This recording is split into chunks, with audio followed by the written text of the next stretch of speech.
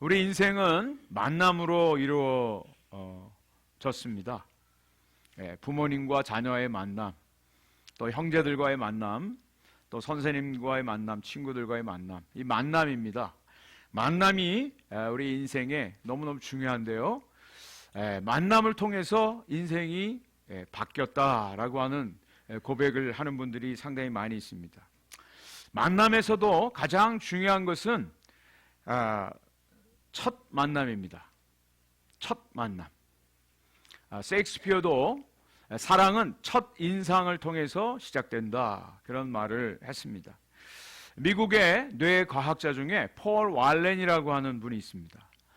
이분에 의하면 우리 인간의 머리에 대뇌가 있는데 그 대뇌 중에 편도체라고 하는 것이 있습니다. 알몬드 모양의 아주 작은 그 편도체가 있는데 그것을 통해서 우리 사람이 0.1초라고 하는 짧은 시간에 행동을 결정한다고 합니다. 예를 들면 여러분들이 산책을 한다든지 집에 이렇게 산책할 때 아주 무서운 큰 개를 만나서 개가 달려들려고 할 때 이것을 어떻게 해야 될 것인가, 도망갈 것인가, 맞설 것인가, 0.1초라고 하는 짧은 시간에 그걸 결정하는데 그것이 바로 이 편도체를 통해서 결정을 하게 된다고 합니다.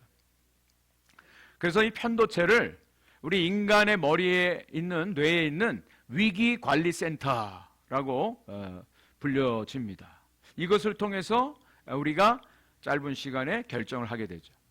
우리 사람을 이제 만날 때 첫인상이 중요하다, 그 얘기합니다. 그죠?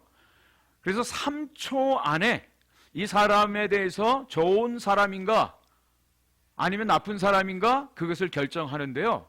그 3초의 결정이 그 사람과의 관계에서 끝까지 간다고 하는 것입니다. 그래서 여러분, 사람들마다 다 장단점이 있습니다. 그래서 어떤 사람을 소개할 때 그 사람에 대해서 장점을 먼저 얘기하고 나중에 단점을 얘기한 사람이 있고, 어떤 사람은 단점을 먼저 얘기하고 장점을 나중에 얘기한 사람이 있는데, 희한하게 사람들은 장점에 대해서 먼저 들은 사람들은 그 사람을 좋게 계속해서 기억을 한다는 거예요. 그래서 여러분, 저와 여러분들이 물론 장단점이 다 있어요. 어떤 사람에 대해서 생각을 하고 소개할 때 먼저 좋은 점을 얘기해 주는 것이 상당히 중요합니다. 이것을 가리켜서 호두 효과가 아니라 초두 효과라고 합니다. 초두, 3초의 법칙이라고 하기도 하고요, 첫 인상의 법칙이라고 하기도 하고, 콘크리트 법칙이라고도 합니다. 그래서 처음 가졌던 그 인상이 그 관계, 그 만남의 영혼을 좌우한다라고 하는 것이죠. 오늘 본문 말씀은 어린 사무엘이 하나님을 만나는 사건입니다. 지난주에 어린 사무엘이 하나님의 음성을 들었지만 하나님이 부르시는지 알지 못했어요. 그래서 엘리 제사장에게 3번씩이나 달려갔죠. 왜냐하면 아직까지 이 사무엘은 하나님을 알지 못했다 그랬어요. 그리고 하나님의 말씀이 사무엘에게 정식으로 임하지 않았기 때문에 그렇습니다. 어린 사무엘이 하나님과 만났던 이 사건, 그저 하나님하고 사무엘이 만났지, 그때부터 사무엘이 하나님의 사람으로 하나님을 섬기게 됐지, 이 정도로 우리가 그냥 넘어갈 수도 있어요. 그러나 사무엘의 그 인생 가운데 이 만남은 너무나 충격적인 만남이었다는 거예요. 오늘 이 짧은 본문 말씀에 하나님과의 만남의 충격적인 요소가 3가지가 있습니다. 저와 여러분들의 삶 속에도 하나님과의 만남, 그 만남이 있었기 때문에 우리가 오늘도 하나님을 섬기고 예배하죠. 그 만남을 통해서 하나님께서 우리에게 주시는 그런 놀라운 은혜가 담겨져 있습니다. 그것을 함께 나누면서 오늘 이 시간 정말 하나님과의 그 만남을 통해서 우리 인생 가운데 하나님 주시는 메시지를 듣는 시간이 되었으면 좋겠습니다. 첫 번째로, 하나님께서 사무엘을 만나시는데 사무엘에게 주신 사명이 너무나 충격적인 사명이었다는 거예요. 오늘 10절 말씀을 보니까요, 여호와께서 임하여 서서 전과 같이 사무엘아 사무엘아 부르시는지라 사무엘이 이르되 말씀하옵소서 주의 종이 듣겠나이다 하니. 네. 그 당시에 사무엘의 나이는 12살 정도입니다. 어린 나이입니다. 근데 아직은 하나님에 대한 인식이 없었어요. 하나님의 말씀이 임한 적이 없었어요. 그래서 엘리 제사장이 달려가기도 했는데 정말 하나님께서 그에게 나타나셔서 직접 말씀하시는 장면입니다. 오늘 이 말씀을 자세히 한번 보세요. 하나님께서 임하여 서서 전과 같이 사무엘아 사무엘아 부르시는지라 그랬어요. 우리가 보통 하나님이 우리 인간들에게 나타나신다 그러면, 말씀하신다 그러면 어떻게 해요?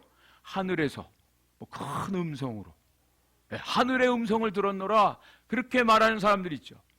또 어떤 경우에는 세미한 음성을 통해서 하나님의 음성을 듣고 하나님을 만났다, 그런 분들도 있어요. 근데 오늘 이 말씀을 보니까 하나님이 사무엘에게 찾아오셨다는 거예요. 네, 찾아오셔서 그에게 임하여서 서서 사무엘아 사무엘아 부르신지라, 이렇게 되어 있어요. 물론 하나님이 온 천지 만물에 다 어느 곳에 다 계신 분이죠. 근데 이런 표현을 우리는 신인 동형적 표현이다, 보통 신학자들이 얘기합니다. 하나님이 우리 인간처럼 우리에게 찾아오시고 말씀하시는 것을 쉽게 이해하도록 이렇게 표현을 해 준 것입니다. 그런데 중요한 것은 하나님이 실존적으로 정말 직접적으로 사무엘에게 찾아오셔서 말씀을 해 주셨다는 거예요. 그저 막연하게 나 하나님 만났어, 하나님이 이러이러한 분이야, 성경 말씀을 통해서 하나님이 나 이런 분이라고 나는 알고 있고 믿고 있어, 하나님이 천지 만물을 창조하셨대, 하나님 통치하신대, 하나님 우리의 삶을 인도하시고 사랑하시고 우리 구원하신대, 우리는 이렇게 많이들 생각하고 이야기합니다. 그런데 정말 오늘 이 말씀 속에서 하나님이 사무엘에게 찾아오셔서 서서 말씀해 주셨다. 여러분, 기독교는요, 다른 세상의 종교하고 다른 가장 중요한 특징 중에 하나가 바로 하나님이 우리에게 찾아오신다는 거예요. 세상의 많은 종교들은 인간이 열심으로 선을 쌓고 또 도를 닦으며 하나님의 마음을 충족시키기 위해서 열심히 정한수 떠놓고 비는 그런 종교들이에요. 인간이 신을 향해서 찾아가는 겁니다. 그런데 만날지 만날 수 없을지 잘 몰라요. 자기가 열심히 노력했을 때는 기분적으로 감정적으로 만날 수 있을 것 같아요. 위안이 됩니다. 여러분, 무슬림들 1년에 한 달 동안 금식합니다. 어른이고 아이고 할 것 없이 아침에 해 지기 전부터 해 질 때까지 금식합니다. 픽픽 쓰러지면서도 금식합니다. 왜? 열심히 알라를 향해서 달려가는 거예요. 금식 다 끝난 저희 인도네시아 친구한테 물어봤어요. 야, 너 알라를 만날 준비가 돼 있냐? 물어봤는데 그 친구가 하는 말, 아직 잘 모르겠어, 그러더라고요. 얼마만큼 해야 그 신을 만날지 잘 몰라요. 그런데 기독교는요, 하나님이 우리에게 찾아오셨다는 거예요. 개인적으로 찾아오셨다는 거 하는 겁니다. 그냥 여러분 많은 사람들 중에 하나님이 나타나서 얘들아 내가 하나님이야 나를 믿어, 이게 아니라 하나님이 구체적으로 한 분 한 분을 정하시고 택하셔서 만나주시고 이름을 불러주시는 하나님이라고 하는 거예요. 아까 인사할 때 저는 놀라운 장면을 봤습니다. 우리 아리가 오랜만에 나왔는데 아리하고 우리 제니퍼가 이 손가락으로 이렇게 서로 하는 거예요. 이런 장면이 어디 나오죠? E.T. 영화에도 나오고요. 이건 좀 세속적인 거고요. 또 이런 장면이 어디 나오죠? 천지창조. 미켈란젤로가 그린 그 천지창조 그림에 보면 하나님의 형상이 나오고요. 하나님이 손가락을 이렇게 하고 아담이 저쪽 편에서 또 손가락으로 이렇게 해요. 그 그림이요, 어마어마한 메시지를 우리에게 시사해 주고 있습니다. 하나님께서 저와 여러분들에게 찾아오셔서 만나 주시기를 원하시고요. 만나 주시고요. 그 만남을 통해서 우리 인생의 의미를 알고요. 우리 삶의 목적을 알고 방향을 알고 인생의 참된 가치를 알고 하나님의 자녀로 당당하게 살아갈 수 있는 줄 믿습니다. 이것이 신앙이에요. 이것이 기독교 신앙이에요. 그래서 저는 매주일 여러분들에게 말씀드립니다. 정말 하나님을 만나셨습니까? 하나님을 만나시기 바랍니다. 하나님 만나기를 원하십니다. 만나주기를 원하십니다. 하나님을 만나는 은혜가 있기를 바랍니다. 날마다 기도해요. 이 예배가 바로 그 하나님을 만나는 시간인 줄 믿습니다. 물론 다른 데 집에서도 직장에서 학교에서 만날 수 있어요. 그러나 이 예배를 통해 하나님을 우리가 만나고 하나님을 경험하는 거예요. 하나님이 얼마나 위대하고 크고 하나님이 얼마나 우리를 사랑하는지 우리는 예배를 통해서 정말 감격 속에 하나님을 만나는 거예요. 이것 없이 여러분 이 세상이 얼마나 험악해졌는데요. 얼마나 어려운데요. 얼마나 어두워져 가는데요. 얼마나 진리와 비진리가 섞여서 혼탁해졌는지 모릅니다. 이런 세상 가운데 저와 여러분들이 어떻게 살겠습니까?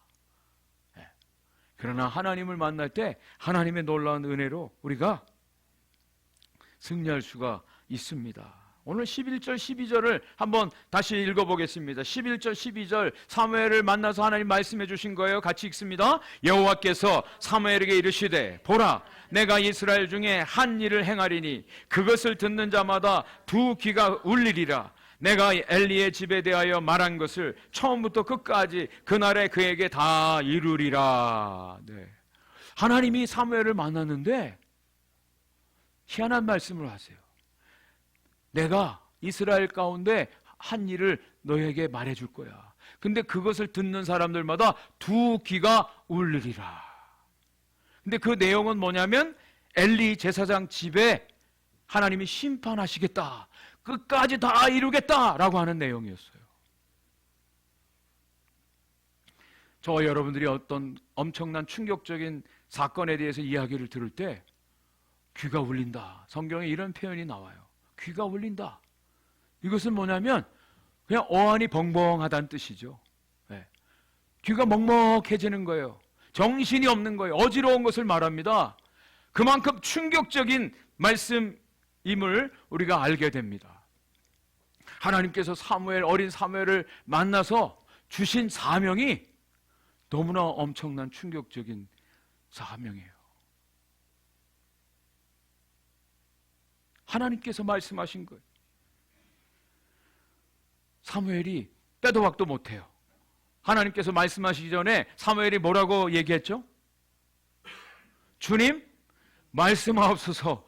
주의 종이 듣겠나이다. 그랬어요. 네. 무슨 말씀이든지 제가 듣겠습니다.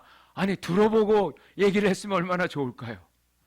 근데 먼저 주님 무슨 말씀이시든지 하십시오. 종이 듣겠습니다. 지난주에 말씀드렸죠. 이것은 무슨 말씀이든지 순종하겠습니다라고 하는 고백이라고 말씀드렸어요. 이건 빼도 박도 못해요. 하나님 순종하겠습니다. 그런데 엄청난 이야기를 들었어요. 여러분 같으면 어떻게 하시겠습니까? 저 같으면 하나님 이거 좀 물릴 수 없을까요? 예? 좀 번복하면 안 될까요? 좀 그러고 싶은 마음이 들지 않겠습니까? 예? 그럼 말이나 좀 안 했으면. 예? 근데 하나님을 만날 때 우리는 You have no choice. Only one choice. 그것은 하나님 말씀에 대한 순종밖에 없어요. 근데 하나님이 엄청 충격적인 말씀을 해주셨어요. 그래서 많은 사람들이 그런 말씀에 도망가려고 하죠. 그리고 아무 액션도 취하지 않죠. 잊어버리려고 하죠. 하나님하고 타협하려고 하죠. 제가 아는 어느 목사님이 목사 안수를 이제 받고 목사로서 처음 집례를 하게 됐습니다. 이 목사님이 처음으로 장례를 하게 됐는데 불사 어떤 청소년 아이가 자살을 한 아이에 대한 장례를 치러주게 된 거예요. 야, 이거 어떻게 장례를 치러야 돼요? 예? 한 번도 해본 적이 없는데 첫 장례인데, 예? 아름답게 평소에 신앙생활 잘 하시다가 하나님 부르셔서 갔으면 모르는데 이런 상황에 어떻게 장례를 치러야 될까? 너무나 고민돼서 하나님 앞에 기도하고 그래도 억지로 하나님 앞에 순종해서 했던 그런 목사님의 이야기를 들은 적이 있습니다. 여러분, 하나님과의 만남은요, 저와 여러분들의 인생 가운데 아주 충격적인 만남이에요. 충격적인 만남이에요. 창조주와 피조물과의 만남이에요. 또 하나님의 말씀에 대한 순종의 만남입니다. 그런데 놀라운 것은 하나님께서 그런 충격적인 말씀을 해 주시는데 내 힘으로는 할 수 없죠. 우리의 의지와 우리의 능력으로 할 수 없죠. 그런데 나중에 지나놓고 보면 하나님이 그것을 하게 하십니다. 순종하게 하시고요. 그것을 통해서 하나님이 어떤 분인지를 알게 되고 하나님께서 영광을 받으세요. 그 대표적인 사람이 아브라함입니다. 아브라함이 어느 날 갑자기 하나님 나타나셔서 다짜고짜, 야, 너는 내 친척 본토 아비 집을 떠나 내가 지시할 땅으로 가라. 그때 나이가 아브라함이 75살이에요. 그 당시에는요, 여행이 자유롭지 못합니다. 자기 동네를 떠난다는 것은 곧 사망입니다. 그런데도 불구하고 아브라함은 하나님의 명령 말씀을 따라 순종해 갔다. 성경은 기록하고 있어요. 하나님께서 그를 그렇게 순종하도록 인도하셨죠. 또 이사야 선지자가 하나님의 영광을 보았습니다. 하나님께서 나타나셨어요. 그러면서 말씀하시기를 내가 누구를 보내면 누가 나를 위하여 갈고, 그때 이사야 선지자가 하나님 내가 여기 있습니다. 나를 보내십시오. 그런 고백을 해요. 그리고 하나님이 이사야 선지자에게 주신 사명이 뭔지 아세요? 이스라엘 백성들에게 가서 이 복음을 전하라. 하나님 말씀을 전하라. 근데 하나님이 무엇도 말씀하시냐? 그들이 듣지 않을 것이다. 희한한 명령을 하시는 거예요. 그들이 너가 가서 하나님 말씀을 전해도 듣지 않을 것이다. 그래도 가서 복음을 전하래요. 예? 말씀을 전하면 사람들이 잘 받아들이고 회개하고 주님께로 돌아오고 구원받고 그러면 하는 사람도 신날 거 아니에요. 그런데 듣지 않을 거야. 오히려 너를 욕할 거야. 너를 대적할 거야. 그런 사명을 주세요. 그런데요, 하나님께서 이 이사야의 얼굴을 그들보다 더 강한 철판이 되게 하시고 강한 메시지를 전하는 하나님의 선지자로 하나님께서 사용하시는 모습을 성경에서 발견합니다. 저와 여러분들이 하나님을 만나는 것은 충격적인 사건이에요. 어떤 사명을 주실지 몰라요. 그래도 저와 여러분들이 정말 하나님 앞에 순종할 때 하나님께서는 능히 감당할 수 있게 하시고 그것을 통해서 하나님이 어떤 분인지를 저와 여러분들이 삶으로 체험하게 하실 줄 믿습니다. 저와 여러분들이 할 것은 오늘도 그렇습니다. 주님 말씀하옵소서. 주의 종이 듣겠나이다. 주 앞에 겸손히 무릎 꿇는 우리 모두가 되기를 간절히 소원하고 축복합니다. 자, 두 번째 충격적인 일이 또 있습니다. 그것은 뭐냐면 엘리 제사장에게 임할 하나님의 심판이 충격적입니다. 너무나 충격적인 거예요. 오늘 본문 13절, 14절 말씀을 제가 한번 읽어드리겠습니다. 내가 그의 집을 영원토록 심판하겠다고 그에게 말한 것은 그가 아는 죄악 때문이니 이는 그가 자기의 아들들이 저주를 자청하되 금하지 아니하였음이니라. 그러므로 내가 엘리의 집에 대하여 맹세하기를 엘리 집의 죄악은 제물로나 예물로나 영원히 속죄함을 받지 못하리라 하였노라 하셨더라. 엘리 제사장, 하나님의 제사장, 그 집을 내가 멸할 것이야. 심판할 거야. 엘리 제사장의 집안의 죄악은 예물이나 제물로 영원히 속죄함을 받지 못할 하나님의 심판의 대상이 되는 죄악이라고 하나님이 분명히 말씀하십니다. 근데 그 죄의 가장 중요한 단서가 되어지는 내용이 여기 나옵니다. 그것이 뭐냐면 그가 아는 죄악 때문이다. 이렇게 되어 있어요. 그가 알고도 순종하지 않았다 그랬어요. 아는 죄악 때문에 그 죄에 대해서 하나님이 심판하실 것을 분명하게 말씀하십니다. 우리 보통 대표 기도하시는 분들이 저희 교회는 그렇게 기도하시는 분이 별로 없는데 옛날에 한국에서 많이 들었어요. 그런 기도합니다. 하나님, 알고도 지은 죄, 모르고도 지은 죄를 용서해 주옵소서. 그런 표현을 많이 했어요. 근데 여러분, 모르는 죄가 있을까요?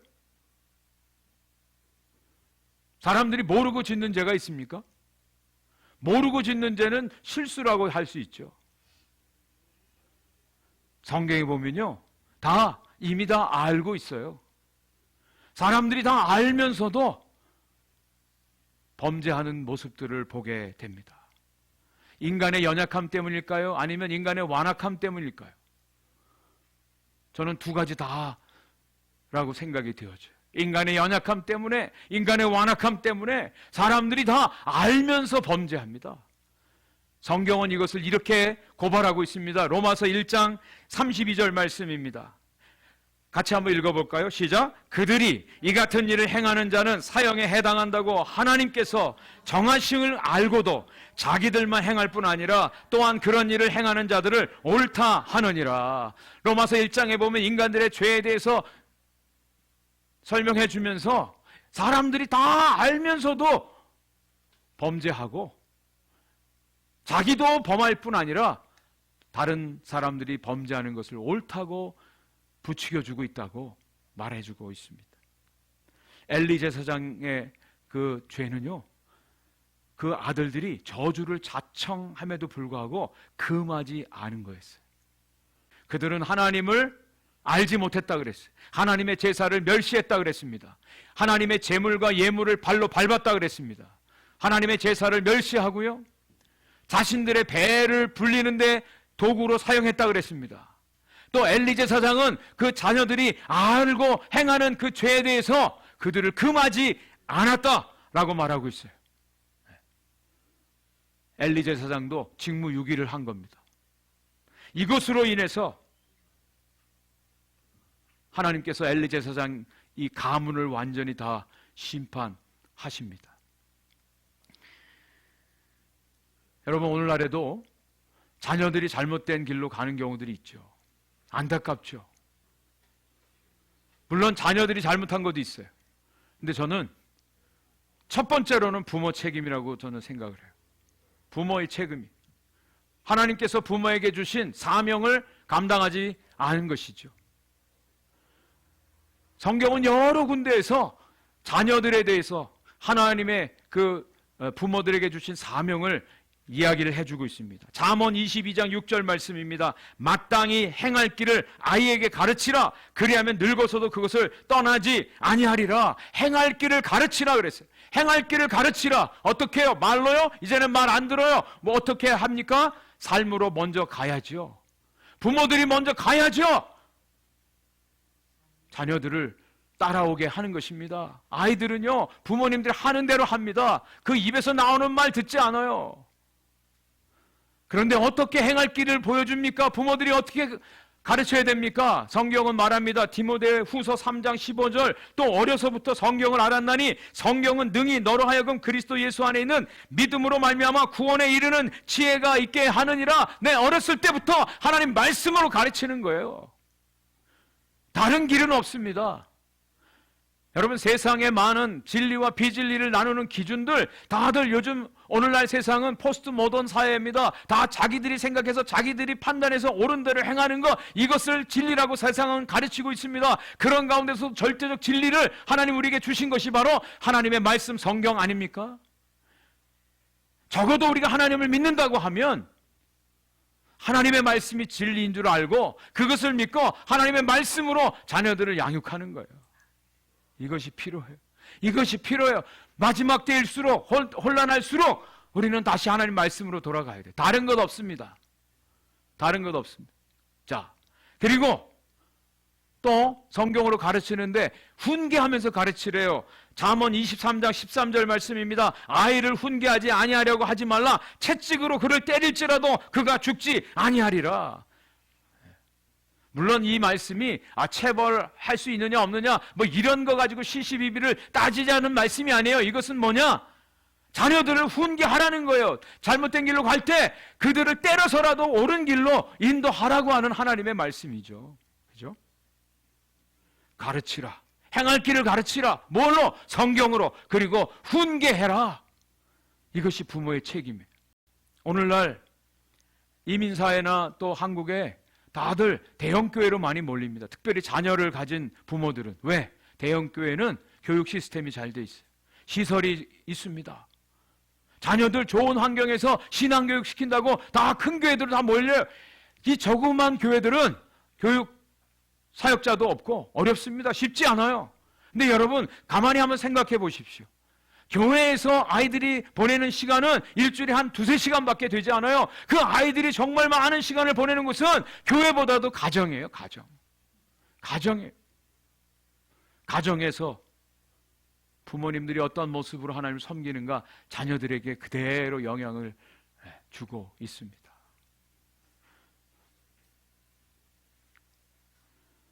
엘리 가정의 이 죄악은 돌이킬 수 없는 하나님의 심판을 받을 수밖에 없는 그런 하나님의 심판의 메시지가 사무엘에게 임했어요. 그 심판이 너무나 충격적입니다. 오늘이 무슨 날입니까? 어린이날입니다. 우리 어린이날을 한국에서 뭐 선물도 주고 음식 뭐 아주 요란하게 하지 않습니까? 근데 정말 어린이날을 맞이해서 우리 부모들이 오늘 다시 한번 결단했으면 좋겠습니다. 우리 자녀들을 하나님의 사람들로 온전하게 양육하고 키우는 일에 우리가 다시 한번 결단하는 어린이날이 됐으면 참 좋겠습니다. 예수님께서 십자가를 지고 가시는데 여인들이 따라오면서 울었어요. 그때 주님이 그들에게 이렇게 말씀하십니다. 나를 위해서 울지 말고 너와 너의 자녀들을 위해서 울라. 저는 우리 성도님들께 도전드리고 싶습니다. 우리 아이들이 지금 어린아이가 아닌데요. 다 컸는데요. 20살이 넘었는데요. 30살인데요. 상관없습니다. 여러분, 자녀들을 위해서 우는 부모님들이 됐으면 참 좋겠습니다. 우리 자녀들을 위해서 회개하고 우는 우리 부모들이 됐으면 참 좋겠습니다. 우리의 인력으로 되지 않습니다. 우리 힘으로 되지 않아요. 자녀들을 위해서 금식하며 울며 기도하는 부모들이 됐으면 좋겠어요. 다 성장해서 결혼했다고요? 손주들이 있다고요? 아닙니다. 여러분 그 아이들이 지금 어디 있습니까? 우리 자녀들이 지금 어디에 있습니까? 그들의 영적인 자리가 지금 어디 있습니까?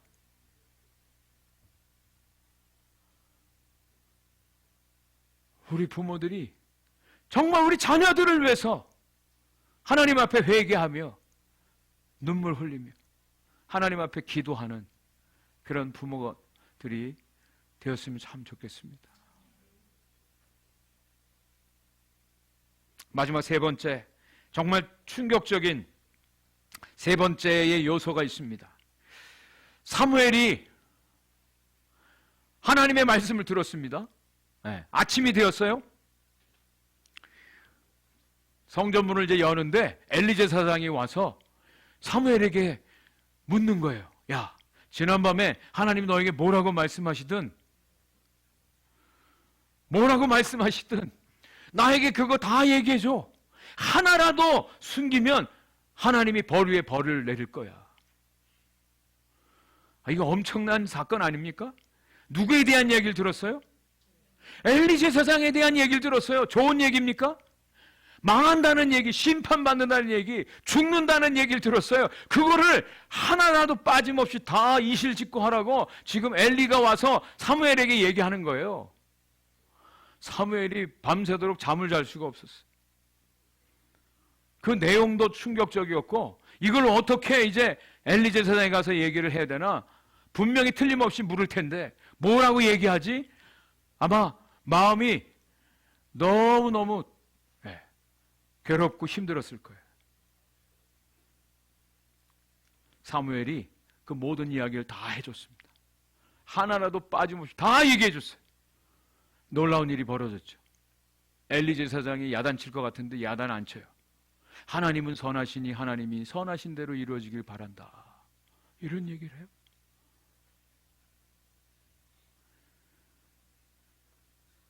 오늘 이 사건에서 여러분, 이 하나님과 사무엘이 만난 이 사건, 엘리 제사장의 심판, 이 사건에서 제일 충격을 받았다고 생각되는 사람이 누굴까요?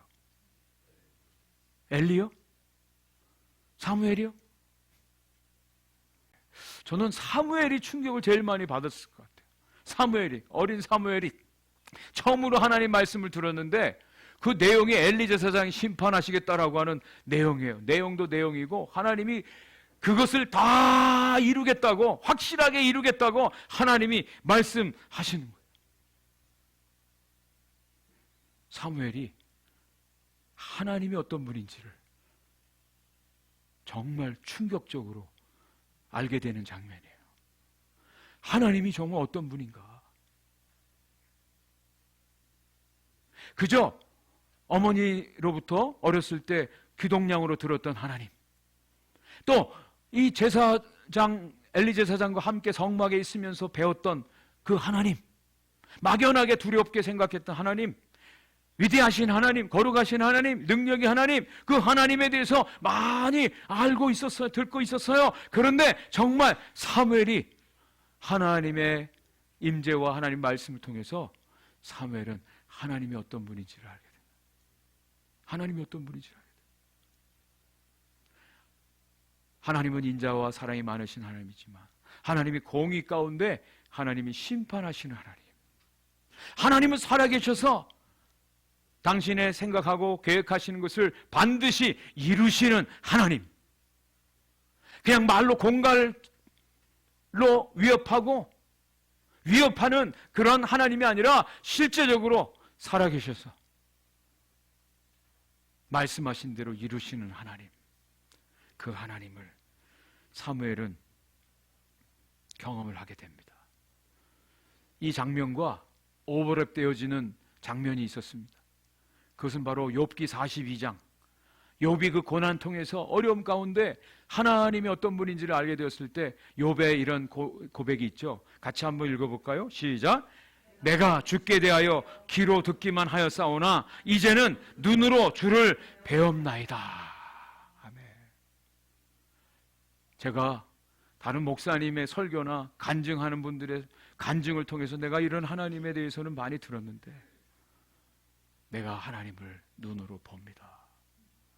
내가 살아계신 하나님을 내가 경험합니다. 여러분, 신앙생활은요, 날마다 순간마다 이 살아계신 하나님을 느끼고 경험하는 것입니다. 그저 일주일에 한 번 교회 와서 예배드리고 나 어느 교회 다녀, 나 어느 교회에서 이런 봉사해, 나 신앙생활해, 이게 아니라 하나님을 날마다 경험하는 거예요. 그 하나님을 내 집에서, 내 직장에서, 내 삶의 자리에서 하나님을 의식하고 하나님을 경험하고 하나님을 체험하고 하나님의 놀라우신 그 행하시는 일들로 인하여 하나님을 찬양하고 경배하는 것, 이것이 신앙생활이에요. 이것이 신앙생활이에요. 여러분, 그러할 때 저와 여러분들은 보잘것없고 연약하기 짝이 없지만 저와 여러분들의 삶의 현장이 크신 하나님이 나타나 역사하시는 하나님의 나라가 될 줄 믿습니다. 하나님의 나라를 경험하는 삶이에요, 그것이. 예? 주눅들 필요 없어요. 두려워할 필요 없어요. 염려할 필요가 없어요. 하나님을 날마다 경험하는 거예요.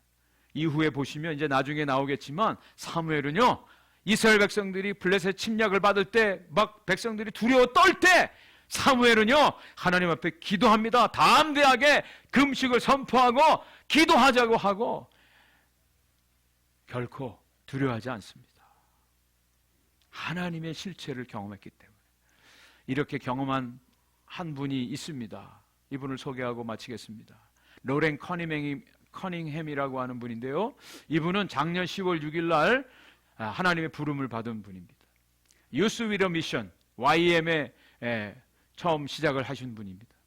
이분의 기록이 있어요. 이분은 세상의 모든 선교사 중에 유일하게 전 세계 모든 나라를 다 방문한 선교사예요. 233개 나라. 이분은 직접 가서 복음 전하고 사역을 했어요. 지금도 180여 개국의 1000여 개의 지부에서 특별히 젊은이들이 일어나서 복음을 전하는 이 YM 선교회의 처음 설립자입니다. 이분이 21살 때 바하마에 가서 전도할 때 하나님이 꿈으로 보여주신 것이 있어요. 커다란 파도가 일어나서 몰려오는데 그 파도가 젊은이들이 되는 거예요. 젊은이들의 모습이 보이는 거예요. 그래서 젊은이들을 깨워서 이 젊은이들을 통해서 하나님의 복음을 전하는 이 사역을 평생을 하셨고, 이분이 돌아가신 뒤에도 지금도 하고 있습니다. 여러분, 하와이에 가시면 빅 아일랜드 아시죠? 빅 아일랜드의 코나라고 하는 곳에 이 YM 본부가 있어요. 지금도 수많은 젊은이들이 이곳에 와서 훈련받고 복음을 전하는데, 이분이 쓴 책이 제목이 하나님 정말 당신이십니까? Is that really you, God? Is that really you, God? 자신의 경험을 책으로 쓴 거예요.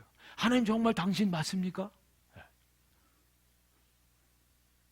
하나님의 말씀을 날마다 들으면서 하나님 말씀에 순종하면서 하나님이 이루신 일들, 너무나 놀랍고 엄청난 일들을 이 책에서 기록을 하고 있어요. 그러면서 고백이 하나님 정말 하나님 맞습니까? 그리고 이분이 또 하나 쓴 책이 벼랑 끝에 설 용기라고 하는 책이에요. Daring to live on the edge. 정말 살아계신 하나님을 믿는 사람들은 벼랑 끝에 설 수 있는 용기를 가진 사람들이라는 거죠. 왜요? 하나님이 살아계시니까. 하나님이 정말 나의 하나님이시니까. 이번 한 주간 저와 여러분들의 삶 속에 이런 질문을 정말 하나님 앞에 질문이 아니라 고백을 할 수 있기를 바랍니다. Is that really you, God? 하나님 정말 당신 맞습니까? 저와 여러분들의 인생 가운데 삶 속에 이런 은혜로 충만한 승리하는 한 주가 되시기를 주의 이름으로 간절히 축원을 드립니다.